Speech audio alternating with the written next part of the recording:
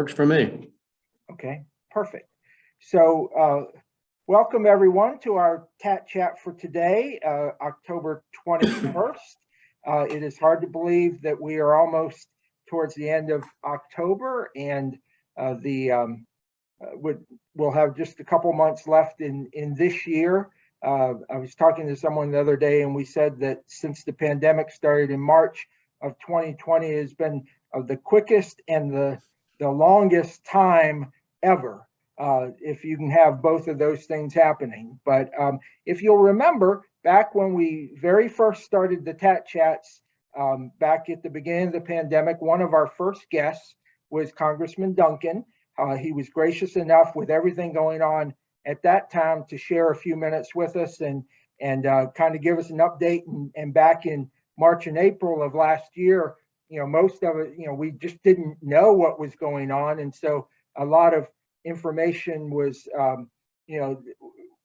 happening at the moment. And he did a great job of sharing what they were doing. That was when a lot of the funding to support the local communities and things was being passed, the PPP and other things. So Congressman, I'll turn it over to you. And quite a lot has changed, certainly in the last year, but we still are, of course, dealing with the health elements of the pandemic, and then the economic components that have come because of it over the last year plus. So again, thank you for being with us. And I'll let you start by kind of sharing some remarks, and then got a couple discussion topics when you're done with your initial remarks. But again, thank you for joining us. Well, absolutely. Thank you. And thanks for everyone being part of the 10 at the top. And thanks for having me back on after a year and a half. April 20th, I think was, or April of 2020 was the last time I was on. And yeah, a lot has changed, Dean. That was a mouthful summed up right there. A lot has changed in the world. And the pandemic is still hanging out there. We have COVID-19 vaccine or shot mandates being pushed down by the federal government. We have an administration that now wants to give shots to children age 5 to 11. But if you really look at the demographics and the science, we follow the science a lot. That age group is not very vulnerable to the COVID-19 virus. In fact, it's like a 99.97 or something percent survivability rate. So, I just scratch my head when I see some things being pushed out by the administration. Right now, just to hit on some things we're working on in Washington, we've got a really important piece of legislation on the floor today taking up taxpayer time, and that is a piece of legislation to try to convict Steve Bannon for not complying with the congressional subpoena on the January 6th commission. And they're wanting to refer it to the Department of Justice to have him arrested and indicted and all about that. So January 6th is still on the minds of the majority party here in Nancy Pelosi. And that's just a big distraction from everything else that's going on in the world, I believe, because we've got energy prices that are skyrocketing and transportation fuels. Gasoline's up over $1. Diesel fuel's $1 more than it was a year ago. What that means to the average family, every average fill up is about 20 gallons. That's $20 per fill up. That's costing them more.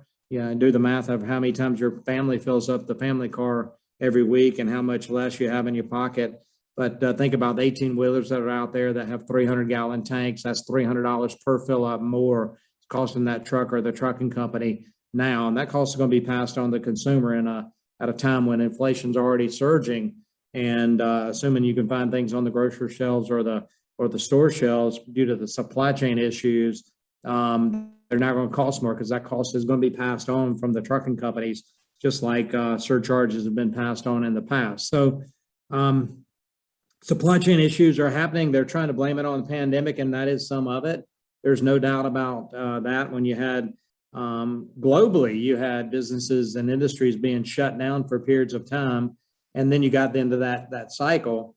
But then you had social distancing requirements and number of employees that could be in a certain space and how that slowed down the production process. And I don't know if you've tried to buy a washer and dryer or TV or anything like that lately, but we did this summer and I had to settle for what they had, not what I wanted, because what I wanted, which normally would have been on the Lowe's shelf or the Best Buy shelf or whatnot, was now going to be 10 months, 12 months, 15 months away from being produced and brought in. Those are real supply chain issues. I can't really point to one exact cause. I don't think the Secretary of the Department of Transportation, when he gets back from his maternity leave, can point to one thing either as the contributing factor for the supply chain issues. But I do know that the trucking issue is a big issue, especially in California. You got longshoremen, you've got vaccine mandates all playing into the shortage of workers in so many areas. I read something this morning, I think it was, there were 70,000 or 80,000 truckers short in the nation.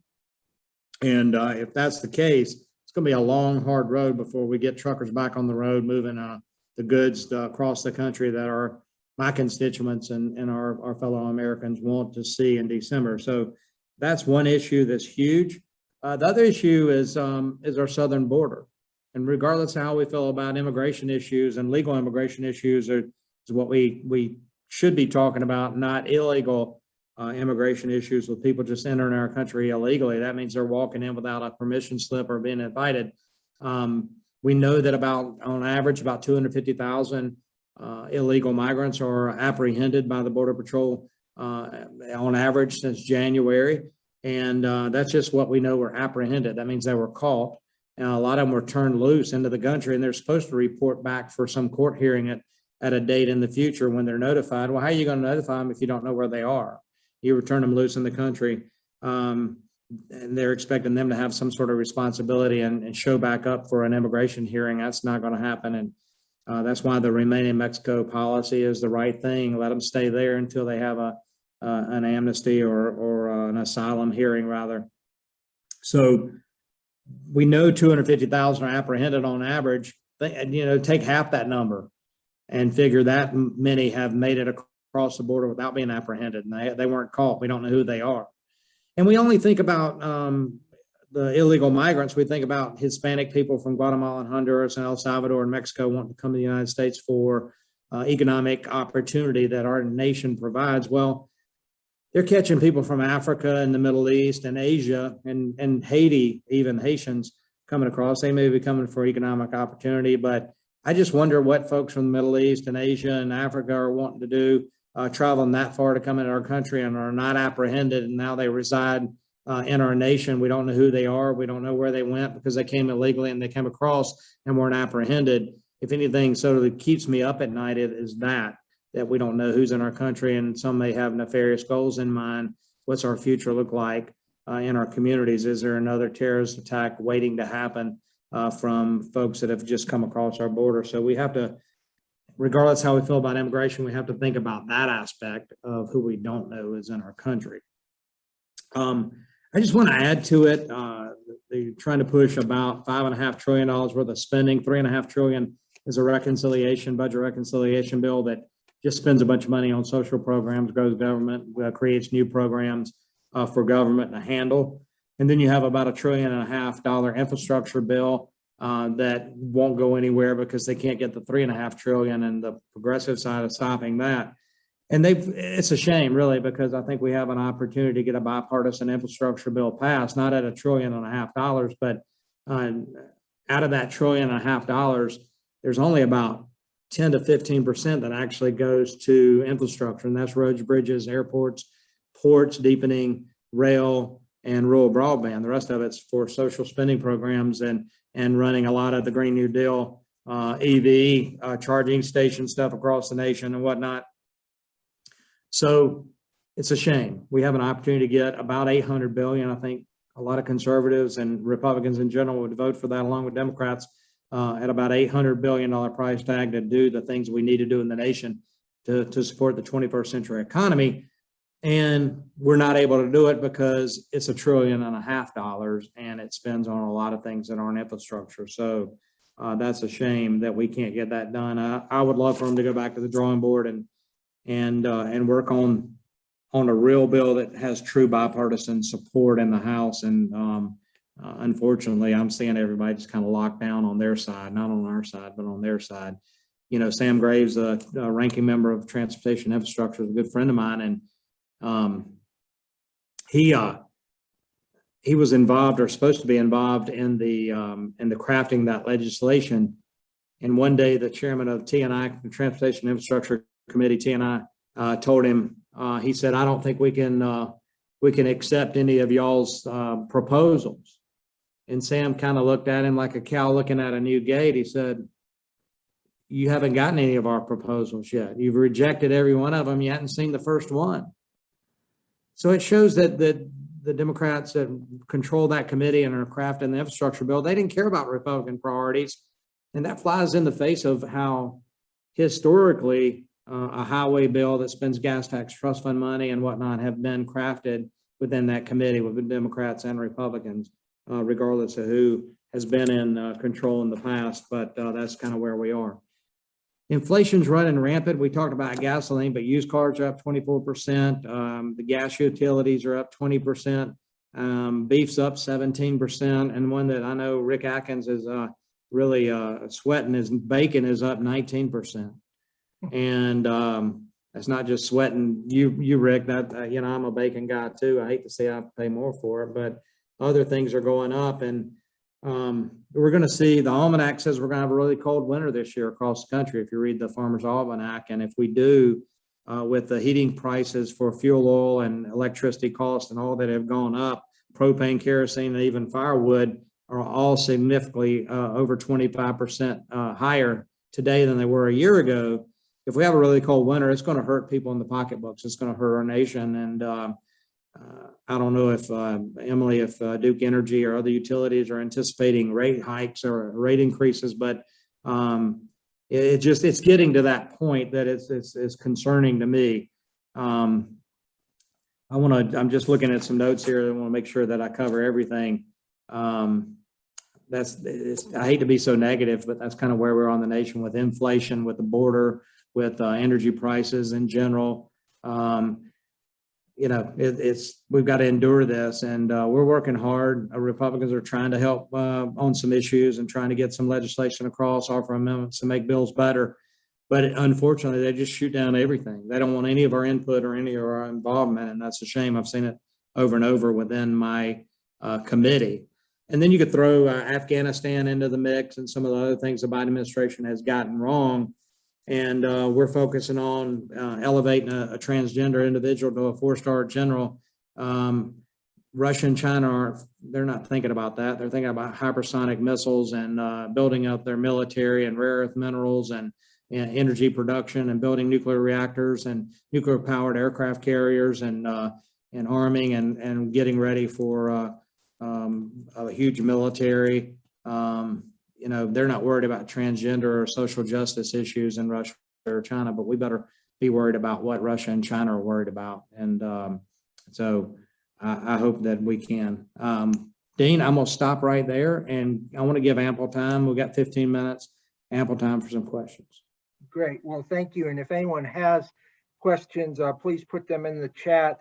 And I've got a few topics to touch on. The first, and I want to go back to the infrastructure bill a little bit. One thing that I'm sure you know, and we're very excited about having played a limited role, is that both Greenwood and Abbeville counties have added public transit service within their counties over the last. Greenwood started in July. Abbeville started this past week. You know, they were 2 of 6 counties in the upstate that did not have any public transit. Do you see, as you know, things move forward, and you're involved both, you know, as a member of the Environment and Climate Change Committee and the Energy Committees, and then also the work on the infrastructure? You know, there's always been a struggle around funding for public transit, especially here in South Carolina and the South. Do you see that as something that can be supported through the different proposals and things that are going on? And what do you see as an opportunity there? Yeah, so, you know, South Carolina has a bus manufacturer that is doing electric buses. there in the upstate. You see what some of the upstate counties are able to do, especially around Clemson University primarily, but Greenville, Clemson, Seneca, Oconee County with the CAT bus and some of those areas. The problem with the third district when we talk about that type of mass transit or public transportation is we're a rural county. There's a lot of space between pickup point to pickup point, with the exception of, right downtown Greenwood, or maybe some sort of transit between Greenwood and Abbeville if that's necessary, especially when there's employers involved that want that need to have their employees transported. But that type of transport really is more feasible to larger urban areas. And we have a little bit of that in South Carolina, but I just don't know how feasible it is long-term, just because of the initial cost to develop it. And then what it costs to operate it because of the spaces, the distances are so far. But it's something I support if there's a need. And but there again, Dane, we're a very independent state, independent people, and we like to have our own transportation to be able to go. I mean, heck, we'll drive our own car right around the corner to the convenience store. We just like that. And how you overcome that, I don't know. Well, maybe Congressman, it's interesting. I was with Toby Chappell last week, the county administrator in Greenwood, and he said since they started in July, they've increased 40% every month in terms of the interest for their transit. So I do think, and we talk a lot about barriers to employment. And so I do think it is a barrier. And I think what I'm hearing from you is, certainly that in non-urban areas, especially, it's got to be targeted, which is what the program that they have right now is. But I think, on your end, just identifying if there are opportunities to help support those efforts and grow the ability to move people to employment and health programs and things of that nature, is certainly something that I hope with the infrastructure bill and other things might be an opportunity. Yeah, I mean, I think just to follow up, and we'll end on this, I think there will be some money, federal money in the infrastructure bill if we get it passed to help communities with, mass transit or public transportation. I don't know how much South Carolina would even qualify under the parameters, but there will be some money. And if it's there, we'll try to help the communities get it that want it. It's just one of those things that we'll just have to wait and see. The bill hadn't even a form that'll pass yet. So. Right, sure. And as you said, there are certainly challenges. I'll give you a chance for a positive here. One of the questions is, and certainly we read about it every day. There are negatives and things, but have you seen a example of something positive that's been going on that you've been involved with there in Washington and Congress in the last weeks or months? Any good news to report to the constituents here in the upstate? That's a gotcha question. Because there really hadn't been. We saw Afghanistan was a failure, but I did see a lot of my colleagues step up and help so many stranded Americans in Afghanistan get out of the country. We saw amazing efforts, individual efforts, team efforts within Congress to do that. I think the other positive thing is it looks like, we're getting a handle on COVID-19. It looks like the numbers from that peak from the Delta variant are really sliding, but I talked to a lot of doctors, and the people they're seeing in the hospital are unvaccinated people. So, I'm not anti-vax. I took the vaccine and most of my staff's taken it. My wife's taken it. But I also understand that we've got a vaccine mandate that's being pushed down from the federal government that are forcing private employers to make decisions about their employees and their employees to make decisions about their employment status. And so while we get a handle on COVID-19 and we handle a handle on supply chains for PPE and we've got great healthcare workers that are out there in the trenches every day, we have a lot of people that are concerned about the vaccine, not taking it, and what it means for their employment. Should a vaccine like that, injecting something in your body, be a condition of employment for any employer? And we have too many people that are willing to walk away from a job and being able to provide for their family because they do not want to inject something in their body. It's a strange time we're in, sure enough. I think you put it very well, very strange. Last question. As we said, you're on the Environmental and Environment and Climate Change and Energy subcommittees. We have a question about the emission laws on trucks in California. Is that something that you all have talked about? And the question specifically is about supply chain issues and the things going on. Is there been talk about suspending some of those kind of regulations until after the supply chain issues are resolved? Well, a lot of that would be on California's part. We have what's called CAFE standards, which is California Air Quality Emission Standards, that actually are adopted by the federal government, apply to all emissions, because if Ford or GM wants to sell a vehicle in California, they're going to build it to California standards, and the rest of us just have to, with regard to emissions, are just going to have to buy it with those emission control things on there. I've heard stories about chassis and chips and truck shortages because of that, hoarding, and we hear a lot of things about the trucker issue. That I think the shortage of number of truckers that are available to drive trucks right now is probably the biggest hurdle that they've got to overcome. And supply chain in general, what's on those ships out there in the containers? Is it little toy soldiers that are going to go on the shelf at Walmart for Christmas, or Xboxes, or is it chips and auto bodies and things that we need, emission controls or carburetors or whatnot? We just don't know. 750,000 containers out there, what's in them, and what does that mean to the overall supply chain availability for things that we need? I was talking with the credit unions earlier, and if you look on your debit card, and I'll just hold mine up, you got that little gold chip right there. That is a chip, and there's a shortage of those right now. And if the manufacturer of these type cards don't get these chips in that they can write code on by November, I'm gonna say it was the 11th, it may have been the 22nd, but by a certain date in November, then they're not gonna have any more debit cards. And so what does that mean to new customers that need to access their money? And nobody writes checks anymore. And who takes a check anymore? I mean, it's just we're at a debit card system, and now we're in a supply chain shortage there. And it does a domino effect, because there's a lot of other supply chain issues out there for a lot of different things that they're not whole components, but they're critical components that are needed to make that widget work that we want to sell.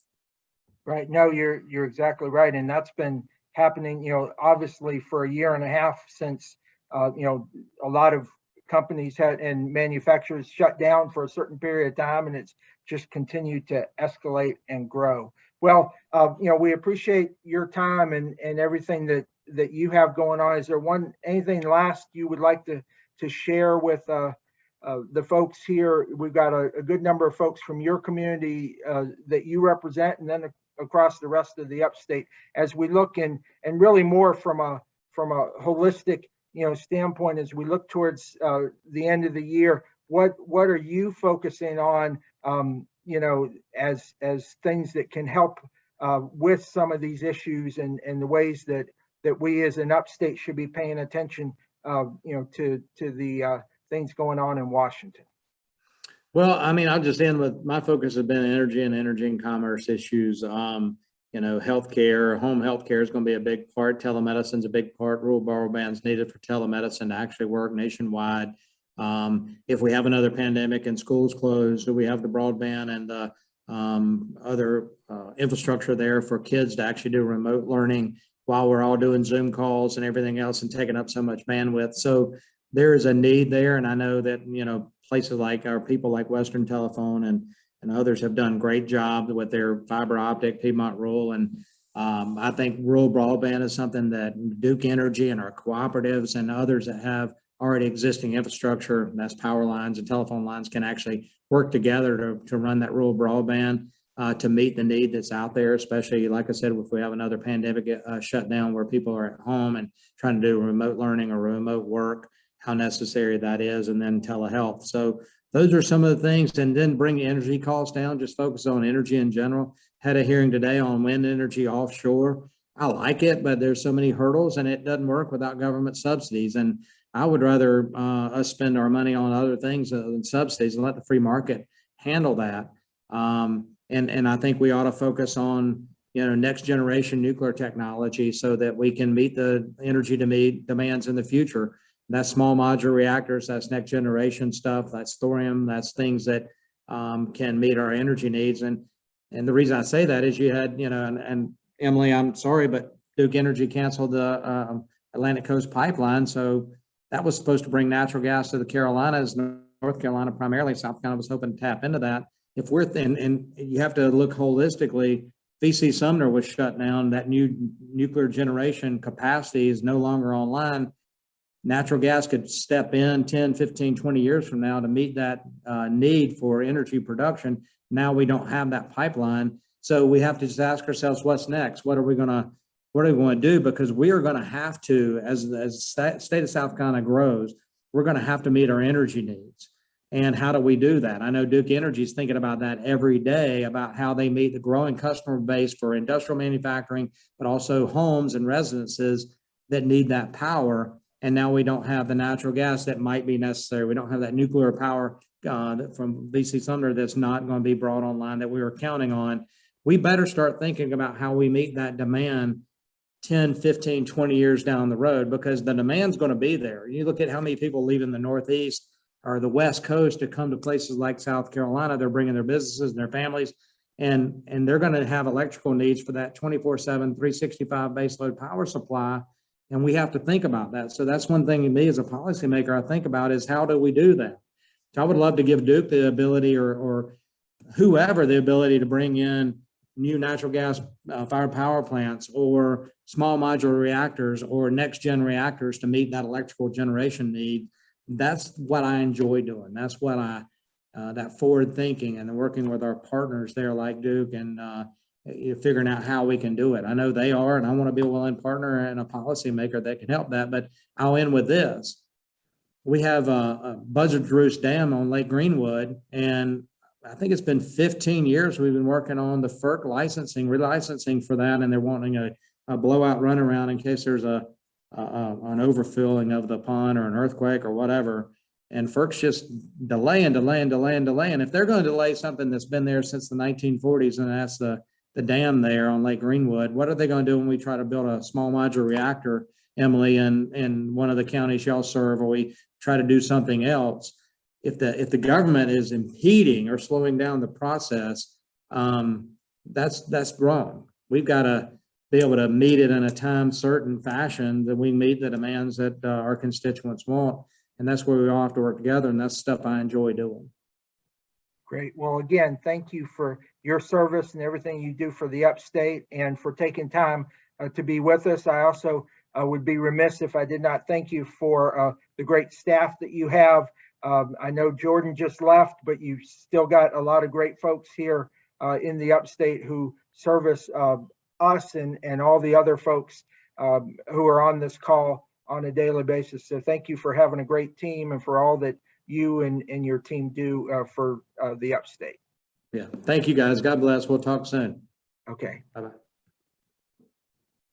All right. Well, thank you, Congressman. And we will move on to a couple of other pieces, and I'll turn it over to Justine here in a minute. But before we do that, I did want to share, Erica, if you could put on the in the chat the link to our events page. A couple of things coming up in the coming weeks. Next week on Friday, we are going to have back to our in-person TATT Reconnect sessions.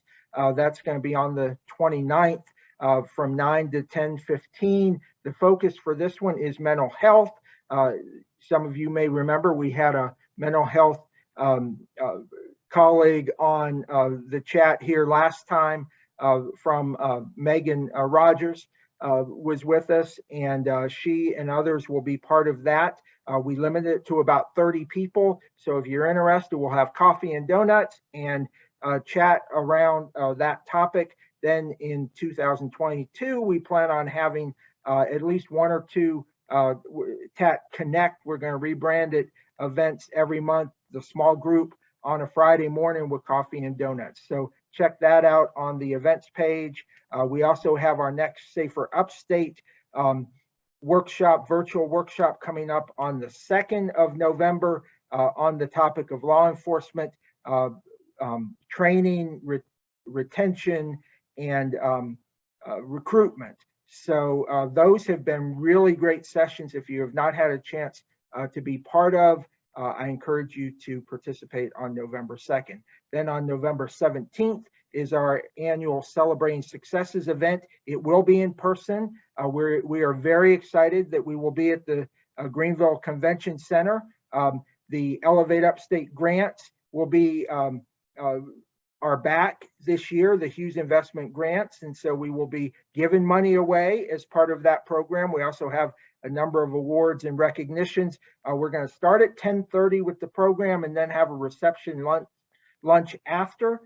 If you're interested, you can get to that link from the events page, and anyone who is a TATT funding partner, you should have received information about your tickets for that event already. So very excited about those things that are coming up, and there are a number of other events between now and the end of the year. We are going, starting in November, to one TATT chat a month, and the next one will be on November 4th.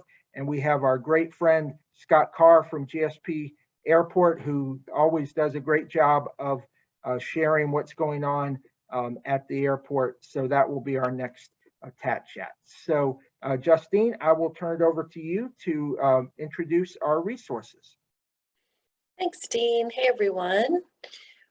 It looks like Josh Johnson was not able to make it, but that's good news for Cheryl Garrison of the Greenville Chamber, because she has longer to talk about Greenville launch if she would like to. Thanks, Cheryl. Thank you, Justine. Good afternoon, everybody. Hope everyone is having a nice day today. And Dean, thank you for allowing us to talk a little bit about Launch Greenville. Those of you who haven't, if you have a chance, read the article that I wrote. It goes into great detail about Launch Greenville, but I want to just give you some highlights.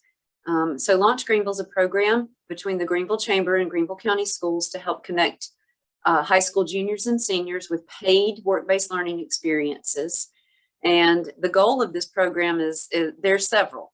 One, it is to create a talent pipeline for our employers. Understanding that is one of the number one need of employers right now, and has been and will probably continue to be. So we want to make sure that employers have a way to access that talent sooner. And you know, it can help you fill needs currently, but you also are really developing those folks for a later job as well. The other huge thing that is important for Launch Greenville from our perspective is it allows students to clarify their career goals. I mean, a lot of us at age 16 and 17 and 18 thought we knew what we wanted to do. But if we had had the opportunity to experience that, we might have been validated, or we might have changed our mind. And so students have the opportunity to really get into the real world of work and see what's out there. So many students are not aware of all of the vast job and employment opportunities that exist. So even within one organization, there may be multiple things that they get to see. And so that really helps those students clarify their career goals before they make choices about what's next, whether that's college or whether that is straight into the workforce. And then beyond that, it also gives these students an opportunity to work and to make money. And that is incredibly important. And of course, we all know there's part-time jobs out there, but what some of you may not realize, and this statistic literally keeps me up at night, that almost 60%, over 58% of students in Greenville County, and this would, I'm sure, play across the counties, but in Greenville County, almost 60% of students are children in poverty. So when we look at that, there are probably barriers for those students to employment. What does that mean? A student may not have access to transportation to be able to get to a job. So the Greenville Chamber is fortunate that we have a foundation. We are able to seek funding and receive funding from folks like Bank of America, United Way, Truist, where we're able to help offset some of those barriers and help students to be able to engage in work that they might not otherwise be able to do. So it is a great program, both for employers as well as for students. And long-term, what we're seeing is that students are able to stay with that employer, whether we've had many students who have gone straight to the workforce and been hired full-time. We have had some who have continued on to college and continue to work part-time at their employers. And then we've had others who have gone to a university and come back and work in the summers with those employers. So it truly is creating a talent pipeline, and it allows those students to build some social capital that they would not have otherwise. And so I am happy to take any questions that you may have about Launch Greenville. Like I said, it is a partnership and it is a heavy lift. The Greenville County Schools work diligently with the students, and the chamber works to recruit businesses. I have a couple questions. Sure. There's 2 cycles, right, per year? 3. 3. And so how we- many people generally, how many students are in each one? Well, we can't base it off of last year because that year just doesn't count. But I can tell you this summer we had 37 students hired, and this fall we are on tap. I just looked at my numbers.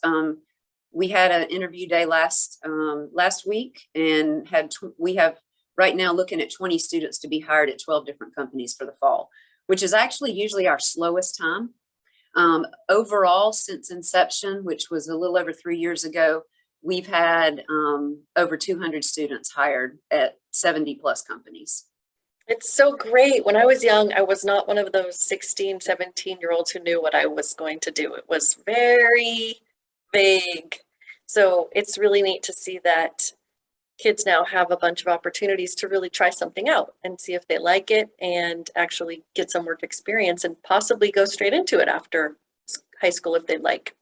And the students are incredibly talented. It is amazing how talented some of these students are and how able they are to learn. And a lot of companies are able to have some projects that they might not get done otherwise, or some of them are working. It just depends on where they're working and what they're working. And we have students working across sectors, so those jobs look as different as those companies. Do you have some kids who are doing virtual? I know that there were some, because we've had some kids in our office here, but actually not in our office because it was last cycle. And then Yes. Do you see that as a trend, or is that something that companies don't want to really get into? I see some companies doing a little bit of hybrid, but they still really want that student to have that connection to the work location. In terms of fully virtual, I'm not seeing that right now. It was just, it was kind of nice that we had 2 students in that previous cycle, and one, if I might be wrong, Dean and Erica can correct me, but she didn't have a car. So it worked out well that she could work from home, and that we were, a little bit closed. So that was one tiny little benefit that came out of it. That's right. Dean, is that correct? We were going to have an intern this cycle, and we had 2 last cycle, and then I think some previous ones too, but they've been really great, even though I only got to meet 2 of them. Yeah, I was going to share. We have had interns through the program for a couple years, and the last cycle when we had 2, we actually had like 5 or 6 really qualified students. So you get really good students as part of the program. But the first year pre-COVID, I think it was a really great, especially opportunity for students who don't always get, as you said, Cheryl, into an office type setting, to be able to be exposed to what's going on. And our students happened to be here the time when we had we're preparing for our Celebrating Success's 10th anniversary, and they got to meet Governor McMaster and lots of other good community leaders and be exposed to a lot of different things. So I have found the quality of the students that are part of this program is just tremendous. And I know some of our other counties